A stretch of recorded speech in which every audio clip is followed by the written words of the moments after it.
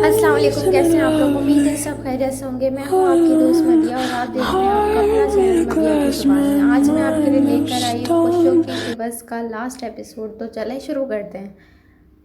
दरबार के अंदर का मंजर, इसकी मंजिल और बाहर का मंजर इसकी खुद की अक्कासी कर रहा था, लेकिन इसकी ममता ये सब मानने को बिल्कुल भी तैयार ना थी।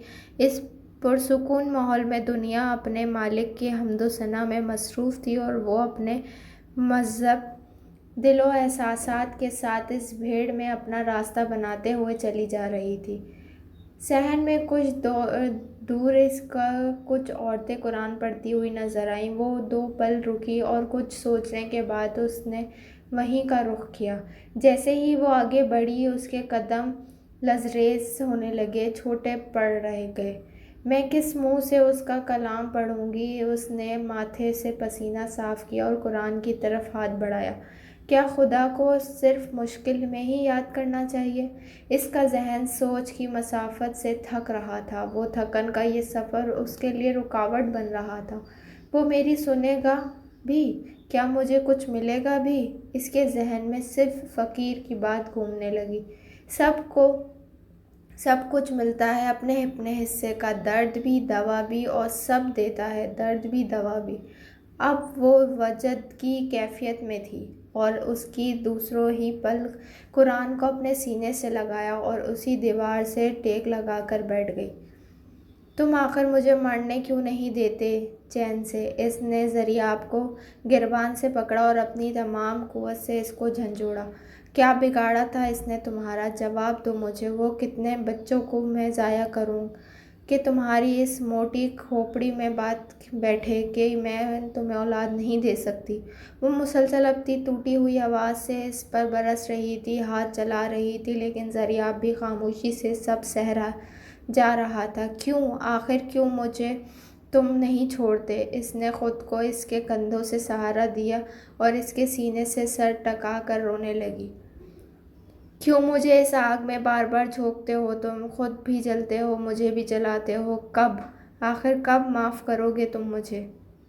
ज़रियाब ने अपनी बीवी के कंधों पर हाथ रखा, थोड़ा दबाया और फिर उसके सर पर अपना चेहरा झुका दिया।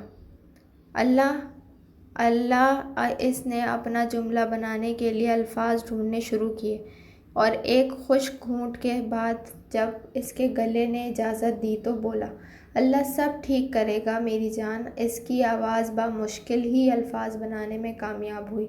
डर लग रहा है ना? एक सफ़ेद आवाज़ ने उसको यकीन के बागात से खींचकर हकीकत की दिलदार में ला खड़ा किया। तुम ये कभी भी नहीं जान सकते। इसने अपना चेहरा उठाया और अपनी काली आंखें ज़रियाब से मिलाई कि मुझे कितनी तकलीफ़ होती है। अब इसके चेहरे पर एक भयानक मुस्कुराहट नुमाया थी और इसका हर लफ्ज़ ज़रियाब को ज़मीन के अंदर धंसने लग जा रहा था। जब वो अपने बच्चे मेरे ख्वाबों में आकर मुझसे कहते हैं, माँ मुझे दूध पिलाओ ना। उसका चेहरा अब मुस्कुराहट छोड़कर मायूसी में डूब चुका था और कुछ बड़बड़ाने जा रही थी। सोया क्या? वो चिल्लाई। वो दूध के लिए तरस रहे हैं। इसने अपनी छाती के अपने हाथ पर भरा। ज़रियाब, मेरे बच्चे मेरे दूध के लिए तरस रहे हैं। इसकी आंखें लाल सुर्ख हो चुकी थी और वो पागलों की जैसी हरकतें कर रही थी। बको भी कुछ तुम। उसकी आवाज़ ऊंची से ऊंची होती जा रही थी। उसने एकदम ज़रियाब को कंधों से पकड़ लिया। बचाई जा सकती थी ना मेरी बेटी? मैं मर जाती तो वो बच जाती ना? तुमने मेरी बेटी को कत्ल किया है ज़रियाब। तुमने इसको क्यों नहीं चुना?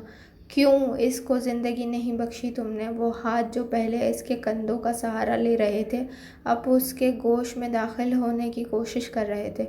चुप क्यों हो? क्या जाता अगर मेरी जगह वो सांस ले रही होती? और इसके आंसुओं को मुसलसल बहता हुआ देख रही थी, इसकी सिसकियां सुन रही थी, लेकिन अब वो इसके दर्द अमल के लिए भी तरस रही थी। मारते क्यों नहीं मुझे? इसने खुद को एक ज़ोरदार तमाचा मारा और जिस पर ज़रियाब ने उसकी कलाई को मजबूती से पकड़ लिया। इंसान जितना मर्जी भाग ले, वो बोला, और उसने जोया को अपने सीने से लगाया। जितनी मर्जी हाथ पांव مار لے، مگر کس نے کس کو کہا کب اور کیسے ملنا ہے، یہ فیصلہ کہیں اور ہوتے ہیں۔ اس مختصر سے دورانے میں پہلی بار اس نے اتنا لمبا جملہ ادا کیا تھا: اپنے رب کی رضا میں خوش رہنا سیکھو، اور بالآخر وہ رو پڑا۔ اس نے دائیں ہاتھ سے ایک رحل پکڑی اور قرآن کو پڑھنے کے لیے کھولا۔ الحمدللہ رب العالمین الرحمن الرحیم مالک یوم الدین ایاک نعبد و ایاک نستعین اہدنا الصراط المستقیم۔ اب اس کے صبر کا بانڈ ٹوٹ گیا تھا اور وہ شدید رونے لگی۔ اس کو ابھی بھی اس کا خدا اپنے پاس بلانے پر آمادہ تھا، ابھی بھی وہ اس کو معاف کرنا چاہتا تھا، اور ایک وہ تھی کہ یہاں آنے سے پہلے خود پر اپنے خدا کے فیصلوں پر نہ جانے کتنے شک و شبہات کر چکی تھی، لیکن اس کی بس میں کچھ تھا بھی تو نہیں۔ ذریعہ جس نے اس کا اتنا ساتھ دیا تھا، اتنا سہارا دیا تھا، وہ اپنے آدھے جسم میں حرکت گنوانے کے بعد بستر سے لپٹ کر رہ گیا تھا۔ ان دونوں نے جو کچھ بھی بنایا تھا وہ ان کے کسی کام نہ آ رہا تھا۔ دن رات ایک کر کے بھی اس کی خدمت و علاج کروانے میں مصروف رہتی، لیکن کیا مجال کہ کسی طرح بھی کوئی چیز اس کے لیے نفع بخش ثابت ہوئی اور یہاں سے مار لے، مگر کس نے کس کو کہا کب اور کیسے ملنا ہے، یہ فیصلہ کہیں۔ اس کا مالک اس کو بلا رہا تھا، جس کی آواز نہ جانے اس نے کتنی دہائیوں کے بعد سنی تھی۔ صراط الذین انعمت علیہم غیر المغضوب علیہم ولا الضالین۔ ان لوگوں کا راستہ جن پر تو نے انعام کیا، نہ کہ ان کا جن پر تیرا عذاب نازل ہوا۔ اس نے قرآن کو بند کیا، اس کا بوسہ لیا اور سینے سے لگایا۔ اس کی آنکھیں ابھی بھی نم تھیں اور اس کے الفاظ اب اس کو تنگ کرنے لگے تھے۔ وہ قرآن سینے سے لگائے جھول رہی تھی۔ اس نے جذبات میں بہہ کر جو فیصلہ لیا تھا وہ اس کے لیے نہیں وجود میں رہتے ہوئے پورا نہ کیا جا سکتا۔ میں کیا کروں؟ اپنی نشست سے کھڑے ہوتے خود کو کلامی کر رہی تھی کہ شاید اس کا کوئی جواب کہیں سے مل جائے۔ اس نے قرآن کو واپسی اس کی جگہ پر رکھا۔ اے میرے خدایا، میری مدد فرما، اور اپنے دونوں خالی ہاتھوں کی طرف متوجہ ہوئی۔ خوشیوں کا سودا کرنے آئی تھی نا تو؟ اس نے ایک اداسی سی مسکان اپنے چہرے پر ثبت کی۔ کیا دے گی، کیا لے گی؟ اور ایک سا آہ کے ساتھ وہ اپنی تمام فیصلوں اور سوچوں کی نفی کرتے ہوئے آگے بڑھنے لگی۔ وہ صحن سے ہوتے ہوئے مزار کے پیروں کی طرف لگی ہوئی قطار میں کھڑی ہو گئی۔ قطار آگے بڑھتی جاتی، لوگ اپنے نذرانے داتا کے پیروں میں ڈالتے۔ کچھ لوگ سراہانے کی جانب سے بھی آ رہے تھے، دعا کرتے اور اپنی اپنی جھولیوں میں خیر لے کر وہاں سے چلتے بنتے۔ جیسے جیسے قطار میں کمی آتی گئی، اس کی بے چینی بھی کمی آتی گئی، اور ایک گدھا اپنی جھولی بھر کر خوشیاں سمیٹتے ناچتے گاتے وہاں سے چلا گیا۔ ایک اور ایک اور۔ ہر گزرتے لمحے کے ساتھ اس کے وجود میں سکون آتا گیا۔ قطار میں کھڑے ہوتے وقت سے پیروں نے چند لوگوں کے فاصلے پر آنے تک میں اس کو اپنے تمام مسائل حل ہوتے ہوئے محسوس ہوئے۔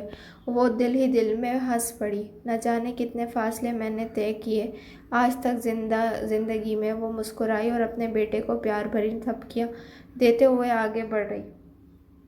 اور یہ فیصلہ کتنا سا تھا جس میں میرا سب کچھ چھپا ہوا تھا۔ وہ جس لمحے کھڑکی کے پاس کھڑی ہوئی اذان کے کلمات سے سارے جہاں پر ایک وجد کی کیفیت برپا کی تھی۔ اللہ اکبر! اس نے بے ساختہ اپنی آنکھیں بند کر لیں اور اس کے کان ان کلمات کے وزن سے سن پڑے۔ اس نے اپنے دائیں ہاتھ سے اپنے سر پر دوپٹے کو سیدھا کیا۔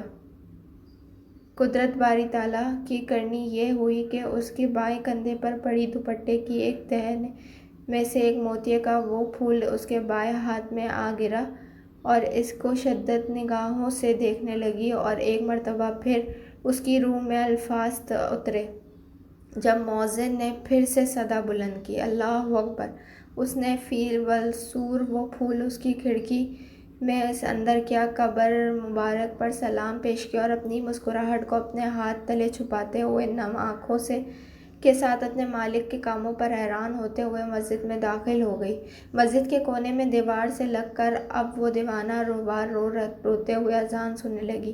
نماز بجماعت قائم کی گئی تو دعا کے لیے رب العالمین کی بارگاہ میں اپنی جھولی پھیلائی اور روتے روتے دعا مانگنا شروع کی۔